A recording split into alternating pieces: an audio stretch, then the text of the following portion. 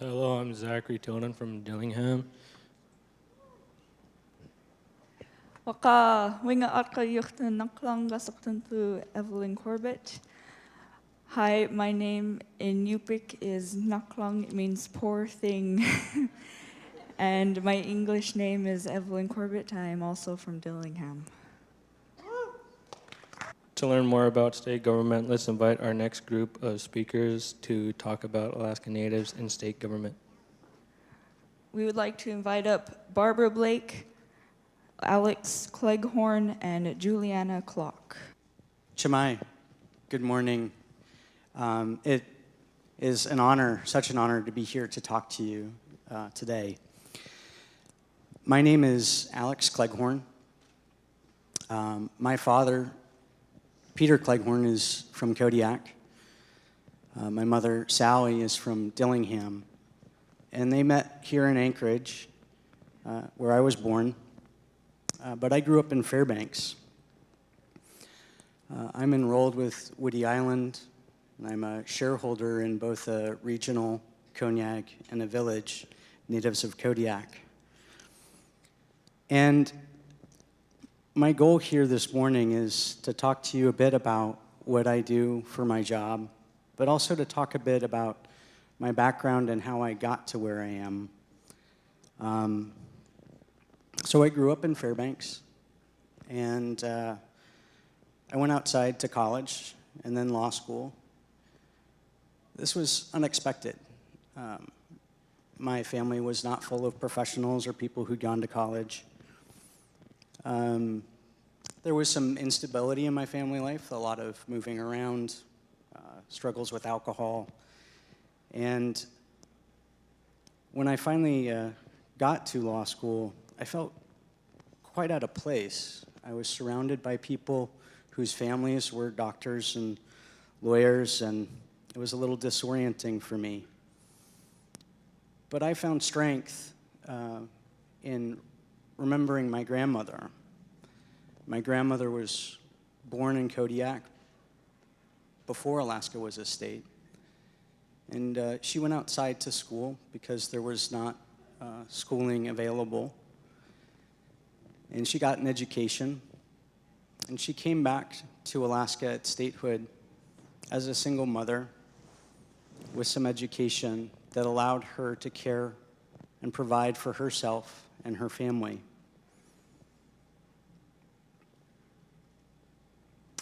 This taught me the value of education and of perseverance. And I think about her often because she also worked for the state. And 60 years later, I now work for the state.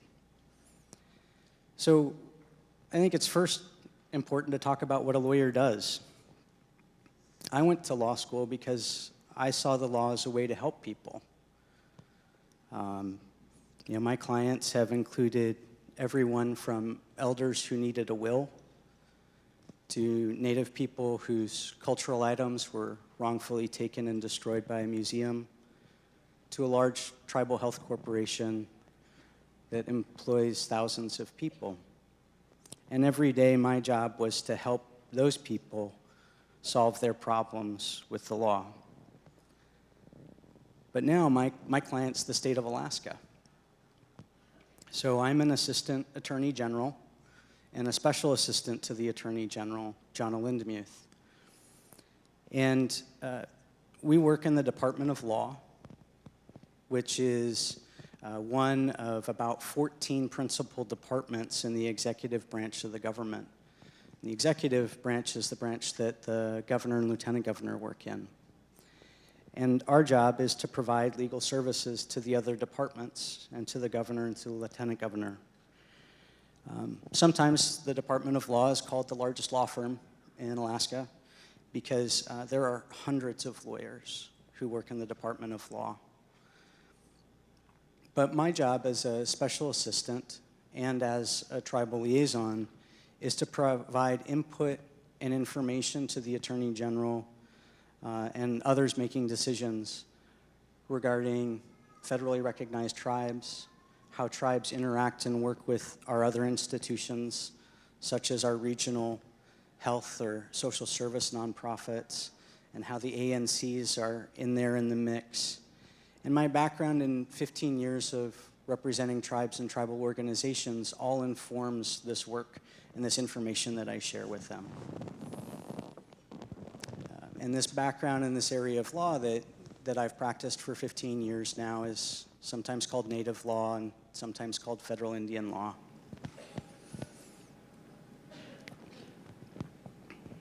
I want to share some personal thoughts with you. So my experience is that most people assume that I am not Native. No one would look at me and think that I might be Native. And for those of you who also have that experience, I share this thought. This means that sometimes people will say uninformed things or unkind things in front of me about Native people and about our people, our history, and our institutions. And I've learned not to be afraid to say who I am, to share information, and to find strength in who I am, and helping them in their uninformed statements and opinions. So be proud of who you are, who our ancestors were, and don't be afraid to say who you are. The theme of this conference is, what do you do to keep the fire burning bright? And I was thinking about this over the last couple of weeks and preparing some comments for you. And the things that I do to keep the fire burning bright are to remember those who came before me, who were stronger than me, who fought harder than me. I also remember to focus on the long-term plan,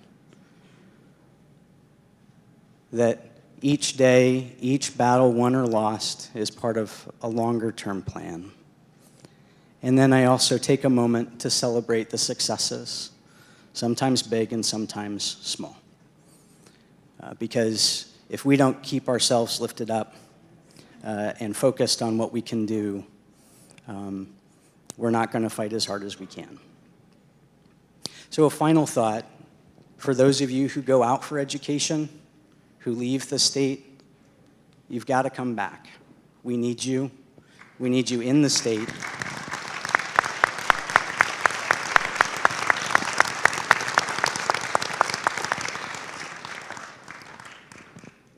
And consider coming to work for the state, because we need good people at the state as an institution who reflect us, reflect who we are and our experiences, and have an understanding of how we work together.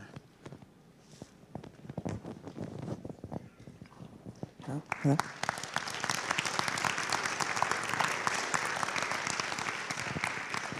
Hadala is, Atlant is, Asti Gudanai Lagang, Wasagira Kinidi Barbara Blake Ya Atsatai Kinidi. Good people, I'm honored to be before you today. My name is Wasagirak. My English name is Barbara Blake. I am Haida, Tlingit, and Ahtna Athabascan. My family is from Heidelberg, Cleghorn, and Ts'aayeneekeelno. I serve as the Director of Native and Rural Affairs for Governor Walker and Lieutenant Governor Malat. It's an honor to serve in this job. It's a lot of hard work. And early on, I chose to pursue a path of policy work because I really felt that there was an obligation to serve there and a voice that was often missing, which is our voice in those spaces. It was outside my comfort zone, though. Policy work is not an area that often includes a lot of a reflection of our people, of our faces sitting in those rooms. So it was a really tough decision to make to pursue a route and pursue a path that I knew I wouldn't be surrounded among our people. It was not an easy choice, and it's still not an easy job to do to this day. But I made that choice because I knew there was a void. I knew that there was a lack of our faces in those rooms in order to make the impact necessary to change the future for our youth, to change the future for our people, and to change the future for future generations. And also to help educate people. You know, I think there's a saying that's what people don't understand, they fear. What people fear, they destroy. And to help educate folks on our way of life and help bring them to an understanding of our beauty, our strength, and our resilience was something that I was willing to make that dedication to make that known amongst these circles of people who otherwise wouldn't know who we are, and often are afraid to enter our circles and get to know us and get to know our people, and advocate on behalf of all of our people, but also to change the conversation. I'm sure a number of you have heard me say this before, but changing the conversation means sitting in that room, sitting around that table, staring people in the eye when they're getting ready to make a decision that's going to impact our people. They're not going to have that same conversation. They're not going to make that same decision because we are sitting in the room staring at them. And if there hadn't been someone like me sitting in that room, or Anna or Alex, looking them in the eye while they're making a decision that's going to impact future generations of our people, they probably would make a different decision. They probably wouldn't make the same decision. I'd like to give all the people who work in the state of Alaska the benefit of the doubt that they're going to do what's best for all of Alaskans, but it helps enhance their decision for the betterment of our people when we're sitting in those circles. You have to come at these policy roles in a different way, though. What we're taught as a core value amongst all of our people is the humility.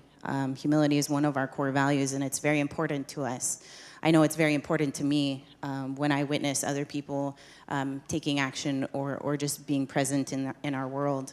And so it's difficult because in order to be humble, you often have to wait to be acknowledged or wait for the opportunity to speak when someone asks you for your opinion. But in these circles, no one's going to sit back and wait for you to offer your opinion or offer your input on a matter. And so you have to be a little brave. And sometimes it feels like you're being a little, like your ego is kind of getting out there because you're being boisterous. And so what I often do in those instances is remind myself that I'm not just speaking for myself. I'm not speaking for my own ego, but I'm speaking for all of our people. And that helps me feel like I'm not going against our core values, going against our value of humility in our actions and what we perform. And one thing that really helped me get there in this realization was, as Alex said, was to be that bold, unique self. Your own fire is what's going to bring you to the table, and your own fire is what people want to hear. And when I found my voice was when I realized that the things that I had to offer at the table, the things that I brought to the table, all of my unique history and makeup and everything that I grew up knowing as an Indigenous person, but as a person living in a village, as a person growing up in Koyukon and in Heidelberg and in Ketchikan, and knowing what I brought to the table, for a long time I often thought that was what was holding me back. I shouldn't speak those things. I shouldn't let my true identity be known amongst these circles. And in realizing my voice and coming to the circle or coming to the table with all of that history, with all of that knowledge, with all of who we are, people started listening. And I realized really fast that that's what they wanted to hear. They wanted to hear that true identity of who we are and what we bring to the table. They want to know our history. They want to know where we come from and the perspective that we bring from all of those collective experiences. Dr. Walter Soboleff and Senator Albert Kukesh says this to this day, that our names can only carry us so far, and eventually we have to pick up our names and carry them. I'd like to rephrase that a little bit, and for a lot of you in the room can get this, is our clans can only carry us so far, our nations can only carry us so far, and eventually we have to pick up our clans and our nations and carry them forward into the next generation. Help folks know that we've been around for 10,000 years, that our voices are important, and that we're going to be around for the next 10,000 years. That we are not a forgotten people, and that we will remain, and that our voices are that important that they should be in every single conversation. Hala.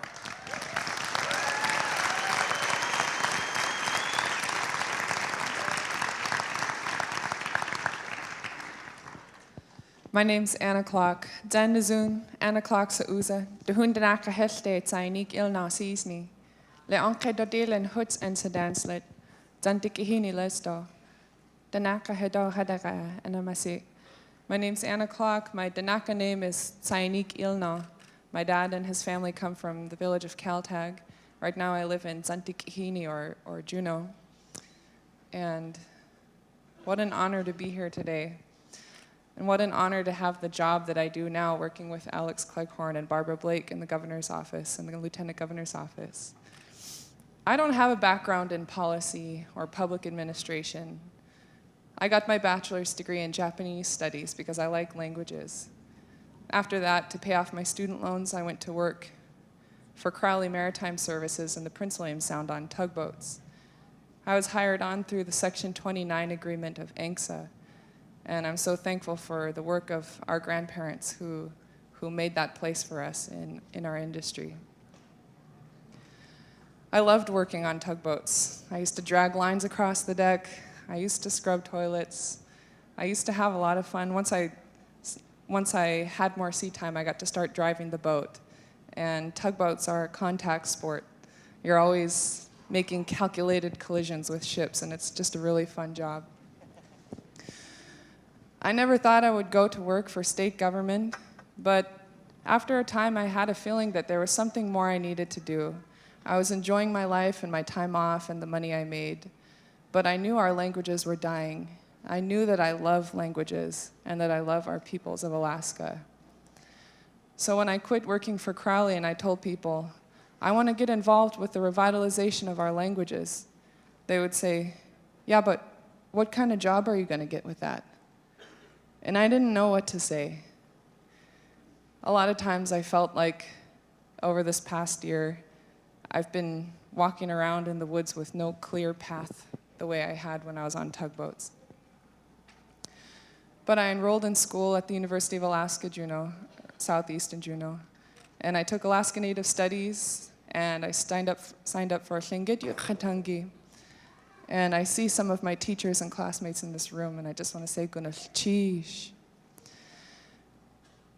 Over the last summer, I was privileged to have a summer internship position with First Alaskans Institute, and I was placed in the office of the governor. So that's why I get to work with Sugpiaq and Alex Cleghorn. And the perspective that I gained from working in state government is that I have a voice at the table. And when I was younger, I used to walk through the streets and always be a little bit angry because I knew of racial inequity and I knew of disparity. But it wasn't until I started working for state government that I felt like I have the power to make change. And our governor and lieutenant governor and their staff are very supportive of my voice at the table and the perspective that I bring. And so if I have something to share today, it's that the knowledge we gain from the people who lift us up, from our parents and our grandparents, our elders and our ancestors, is just as valuable as the Western certificates that we gain in schools. And it's important to get those too. But like Alex was saying, we are equal to all the people in those rooms. And we have a place at the table. And we have a voice. And so I'm honored to have a position working for state government. And I would love to see more Alaska Native youth going for those positions too. Kunafchish.